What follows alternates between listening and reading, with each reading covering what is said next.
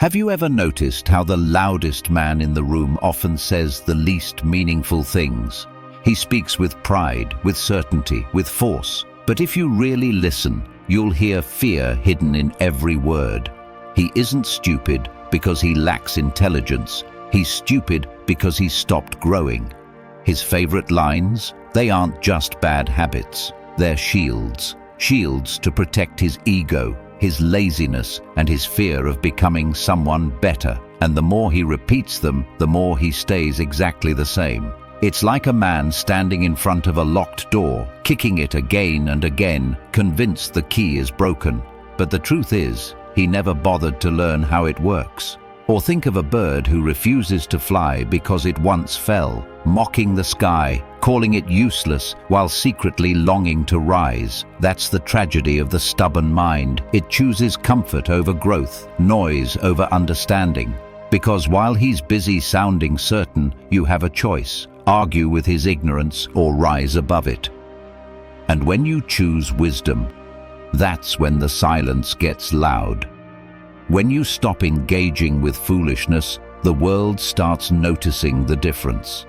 So how do you recognize the things foolish men always say, the phrases that sound bold but expose deep fear?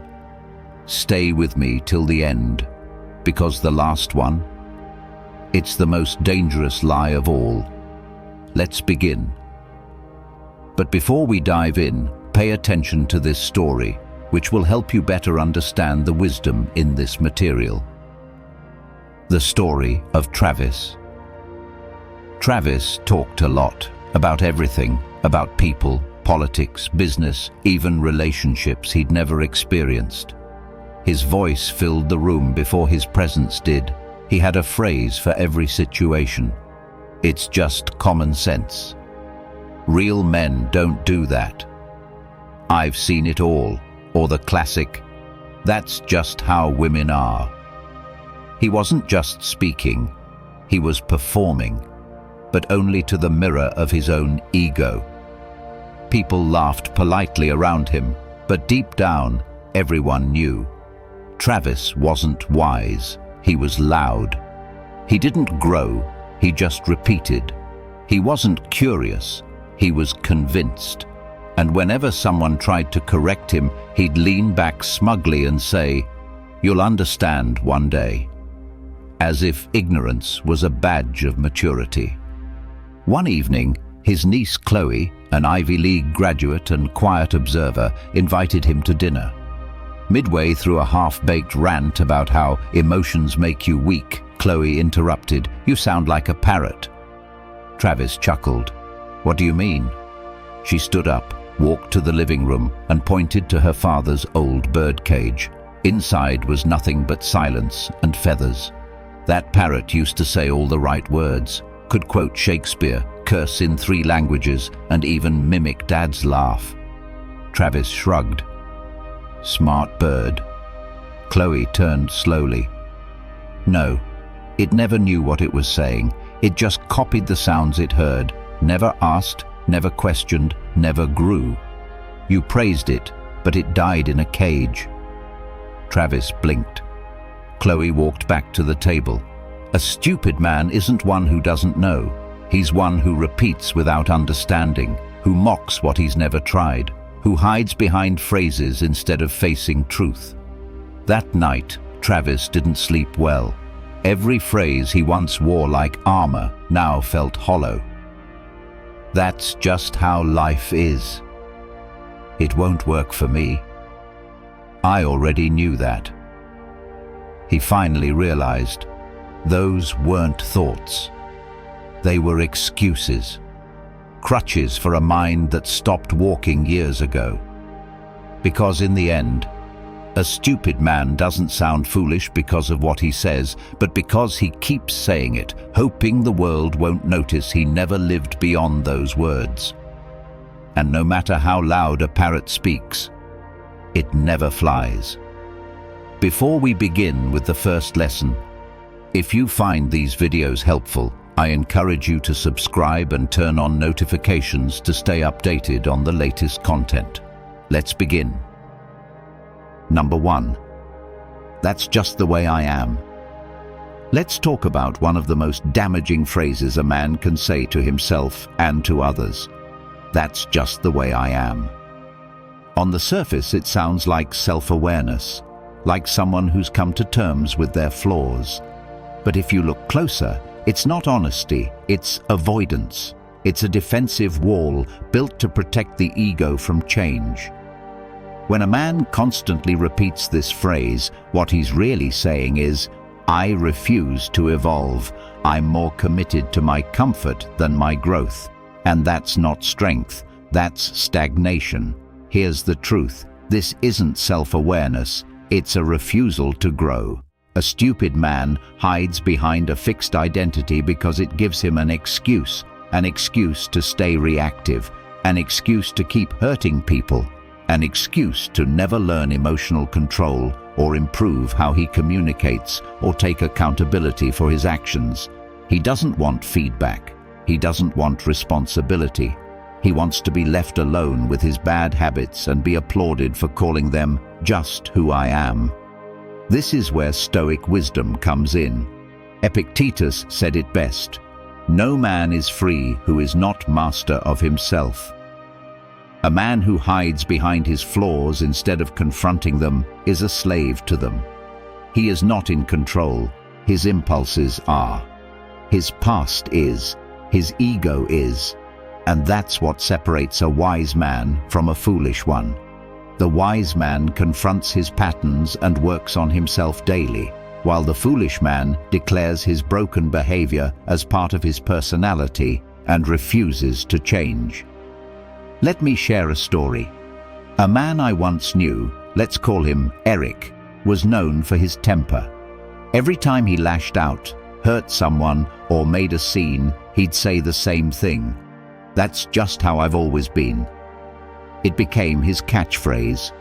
At first, people excused it. They thought he was being honest, but over time, the damage piled up. Friends stopped calling.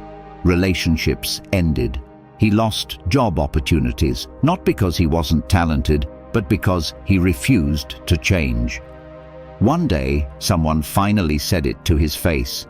It's not who you are, it's who you're choosing to stay. That's when it clicked. Eric wasn't a victim of his personality. He was a prisoner of his unwillingness to grow. So how do you deal with someone like this, or stop yourself from becoming one? First, drop the phrase, "That's just the way I am," is a mental dead end. Replace it with, "This is where I'm starting, but not where I'm staying." Second, challenge yourself. Ask, what am I doing that's holding me back? And what would I be without that habit? And finally, remember that growth is the ultimate form of freedom. The moment you decide to evolve is the moment you take back control of your life. At the end of the day, real strength isn't defending your flaws, it's rising above them. Don't cling to who you've been, commit to who you're becoming. Number 2, I don't need anyone's help. Let's talk about one of the most damaging lies a man can tell himself. I don't need anyone's help. It sounds noble. It sounds tough. Society often romanticizes this kind of lone wolf mindset, as if rejecting support makes a man stronger. But in reality, it's not strength, it's stubbornness dressed up as pride. A man who says he doesn't need anyone's help isn't proving how capable he is. He's revealing how afraid he is to be seen as vulnerable. Here's the truth. He confuses pride with strength. But wisdom seeks collaboration. Foolishness isolates itself in ego. When a man insists on doing everything alone, what he's really saying is, I don't trust anyone, or worse, I'm too afraid to admit I don't have all the answers. And the irony is that this mindset doesn't lead to independence. It leads to burnout. It leads to shallow relationships, stunted personal growth, and a life built on fragile pride.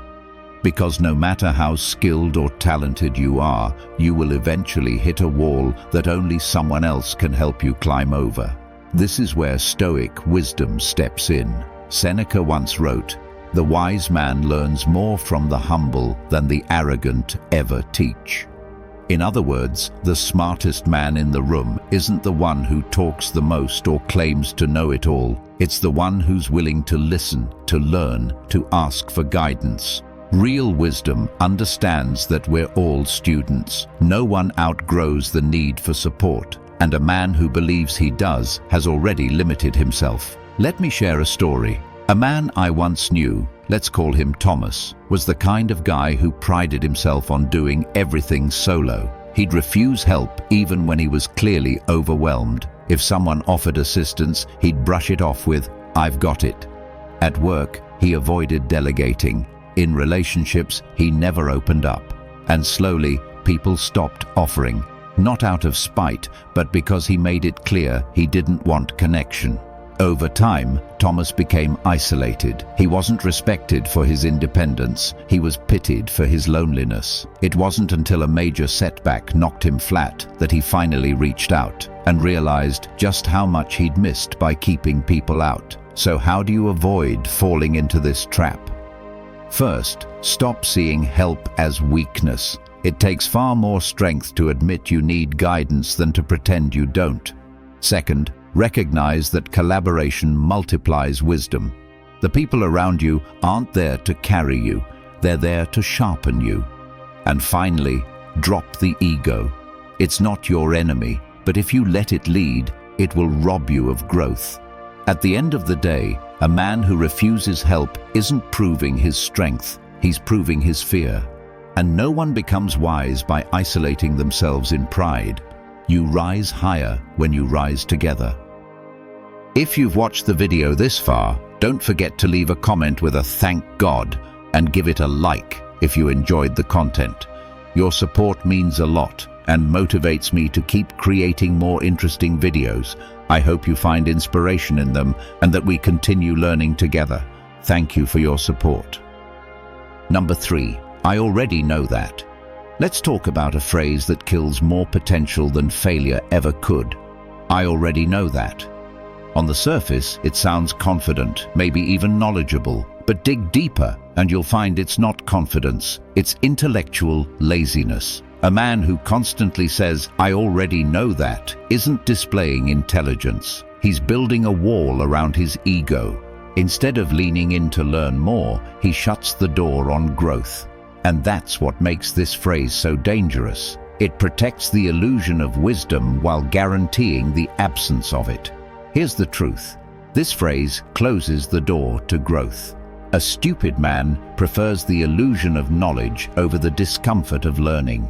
He's not actually mastering anything. He's defending what little he knows. He wants to appear smart, not become wise. And because of that, he rejects feedback, resents being corrected, and only surrounds himself with people who flatter him. Why? Because learning requires humility. It requires admitting, "I might be wrong," or "I still have more to understand." And for a man who's wrapped his identity around being the smartest in the room, that humility feels like an attack. So instead he says, "I already know that," even when he doesn't. This is where Stoic philosophy hits hard. Epictetus said, "It is impossible to learn that which you think you already know." That one line says everything. The moment you convince yourself there's nothing left to learn, you begin to decay. Your mind closes, your curiosity dies, and your perspective shrinks. A truly wise man knows that mastery isn't about knowing everything. It's about constantly being open to more. Wisdom isn't a destination. It's a lifelong practice. Let me tell you about someone I once worked with. Let's call him Brandon. He was the kind of guy who had an answer for everything. Every time someone shared an idea, Brandon would cut them off with, "Yeah, I know." Every new suggestion was met with, "Already tried that." It didn't matter if he'd actually heard it before or not. He just couldn't stand not being the one in control of the conversation. At first, people tried to engage him, but slowly they stopped. They realized he wasn't listening. He was waiting to speak. And ironically, while everyone around him kept growing, Brandon stayed stuck. Not because he wasn't smart, but because his ego wouldn't allow him to be a student. So how do you avoid this trap? First, replace "I already know that" with a better question. What more can I learn from this? Second, listen, genuinely. Even if you've heard something before, there's always a new layer you might have missed. And third, embrace the discomfort of not knowing. That's where the real growth lives. At the end of the day, intelligence might earn attention, but humility earns wisdom. Don't let the need to appear smart keep you from actually becoming wise. The best minds are the ones that stay open. Number 4. It's not my fault. Let's talk about one of the most reflexive, self-defeating statements a foolish man makes. It's not my fault. You'll hear it every time he fails, every time something goes wrong, every time he's called to grow. It's his go-to shield. Instead of taking responsibility, he starts pointing fingers at circumstances, at other people, at fate. He thinks by blaming the outside world, he's escaping judgment. But what he's really doing is chaining himself to powerlessness. Because the man who refuses to take responsibility also refuses to take control. Here's the truth: blame is his default language. He avoids introspection and remains trapped in the prison of victimhood. He doesn't ask, "What can I learn from this?" He asks, "Who can I blame for this?" And because of that mindset, every mistake becomes someone else's fault. Every shortcoming is someone else's responsibility, and every failure is someone else's burden to fix. That kind of man never changes, because he never sees himself as part of the problem. This is where Stoic wisdom offers a wake-up call. Marcus Aurelius once said, "You always have the option of having no opinion." Meaning, you're not required to react emotionally to everything. You're not obligated to pass judgment, especially when that judgment is just a lazy excuse. A Stoic understands that the moment you blame others, you give away your power. The moment you point a finger outward, you're admitting, "I am not in control." That's not strength, that's surrender. Let me tell you about someone I knew. Let's call him Kevin. Every time something didn't go his way, Kevin had an excuse. If he lost a client, it was because the market was bad. If his relationship ended, it was because she couldn't handle a real man. If he missed a deadline, it was because people didn't support him. Over time, you could predict his reaction before anything happened. Blame first, reflect never. And the result? He stayed exactly the same.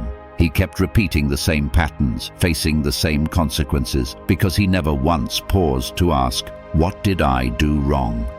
It wasn't until everything started falling apart, his job, his friendships, his mental peace, that he realized the common denominator wasn't the world, it was him. So how do you protect yourself from this trap? First, own your part in every situation, even the ones that feel unfair. Second, trade blame for curiosity. Ask, "What can I do differently next time?" And third, remember, accountability isn't self-blame, it's self-liberation. When you take responsibility, you take your power back. At the end of the day, a man who always says, "It's not my fault," is choosing victimhood over growth. Don't be that man. Life will always throw challenges your way. But the wisest response is to own what's yours, release what's not, and rise anyway. If you found this valuable, hit like and subscribe for more powerful insights. Number 5, that will never happen to me. Let's talk about one of the most dangerous sentences a man can utter. That will never happen to me. It might sound confident on the surface, but at its core, it's not confidence, it's denial. A man who says this doesn't understand life's unpredictability. He mocks caution, overestimates control, and underestimates reality. He thinks pain is something that only happens to other people, that failure, loss, betrayal, illness, these things happen out there, but never to him. And so he walks through life unprepared, unchecked, and unaware. Here's the truth. Arrogance blinds him to reality. He builds a false sense of security around his routines, his health, his relationships, or his finances, believing that nothing could shake him. But life doesn't work like that. The Stoics taught that nothing is guaranteed. Not our health, not our loved ones, not even the next minute. And when a man lives with the belief that he's immune to life's storms, he becomes the most fragile of all. Because the moment reality strikes, and it always does, he's shattered. This is where Stoic wisdom steps in. Seneca wrote, "Fortune falls heavily on those for whom she's unexpected." In other words, those who deny the possibility of hardship are hit the hardest when it comes. A wise man doesn't walk around afraid of everything, but he does walk with awareness.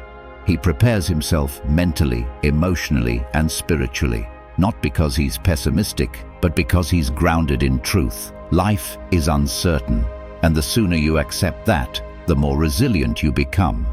Let me tell you about someone I once knew. Let's call him Ryan.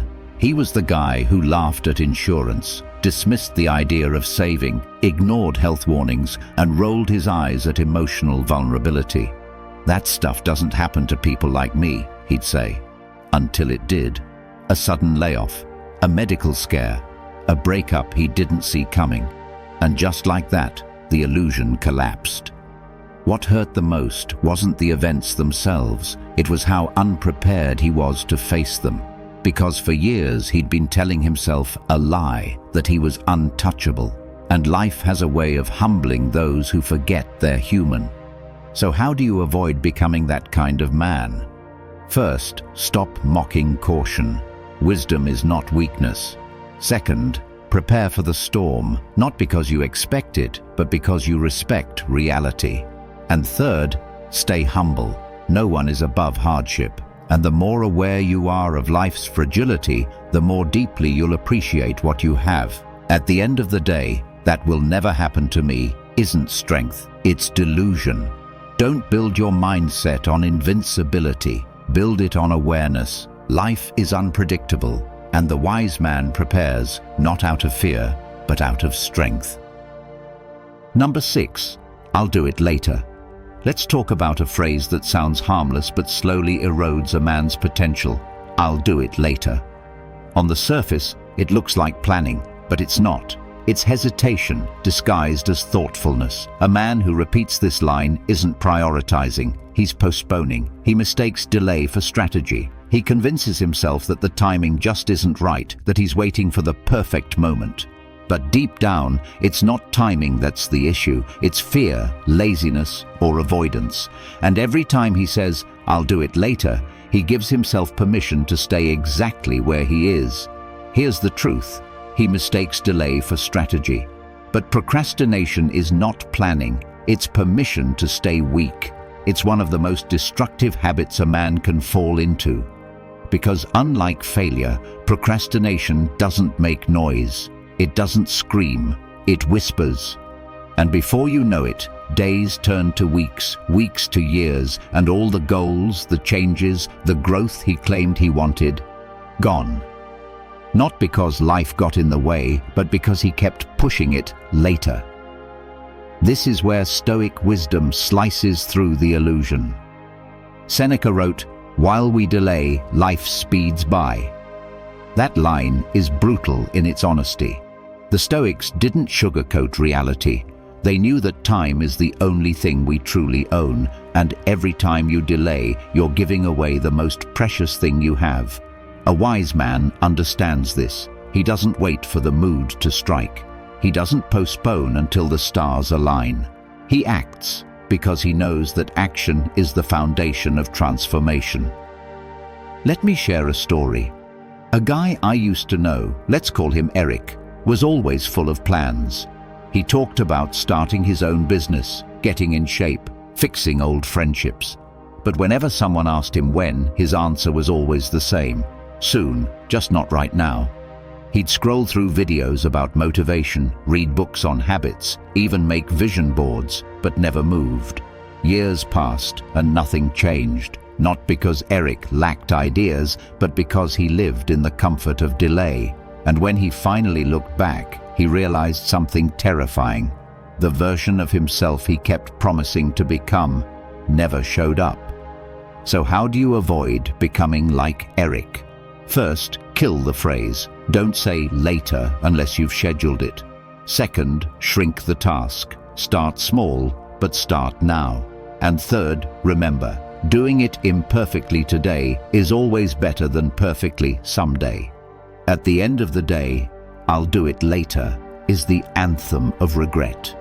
Don't let your potential die in delay. The clock isn't waiting, and neither should you. Start now. If you found this valuable, hit like and subscribe for more powerful insights. Number 7. What's the point? Let's talk about a phrase that sounds like a question, but really it's a silent surrender. What's the point? On the surface, it might seem philosophical, deep, but underneath, it's often an escape route. A man who asks this isn't usually looking for meaning. He's looking for a reason not to try. He hides behind cynicism to avoid effort, to avoid responsibility, to avoid hope. Because if nothing matters, then nothing is worth doing, and that, for him, is easier than risking failure, rejection, or disappointment. Here's the truth. This phrase signals defeat not from the world, but from within. It doesn't mean life has no meaning. It means he's lost touch with his own purpose. And rather than facing the discomfort of rebuilding it, he shrinks into detachment. He pretends he's above caring, above striving, above hoping. But the truth is, he's not above anything. He's beneath his own potential. He's not too smart to care. He's too afraid to commit. Because commitment means vulnerability. It means stepping forward. It means trying again. This is where Stoic insight delivers a hard, necessary truth. Marcus Aurelius once said, "He who has a why to live can bear almost any how." That's not just a motivational quote. It's a blueprint for resilience. A man who has a reason, a vision, a cause, he can endure almost anything. But without that reason, even small tasks feel unbearable. Even small setbacks feel like the end. That's why the Stoics constantly return to purpose. Because when your why is clear, your path doesn't need to be easy. It just needs to be meaningful. Let me tell you about someone I once met. Let's call him David. He used to be full of passion. Started his own creative business, built a team, had big dreams. But after a few tough losses, clients who bailed, people who betrayed his trust, plans that didn't pan out, he changed. Slowly, he stopped caring. Started saying things like, "What's the point?" when new opportunities came his way. He said he was just being realistic, but you could see the truth in his eyes. He was tired, not of life itself, but of believing in something and getting hurt. So instead of healing, he shut down, drifted, disconnected. And the longer he stayed in that space, the harder it became to pull himself out. So how do you avoid falling into that mindset? First, remember that your effort isn't wasted, even if the outcome isn't what you hoped for. Second, find a purpose greater than comfort, something worth enduring discomfort for. And third, when the question, "What's the point?" arises, answer it. Don't leave it hanging. Fill it with your values, your vision, your truth. At the end of the day, what's the point isn't a conclusion. It's a call to go deeper. Don't run from that question. Let it lead you to something worth showing up for every single day.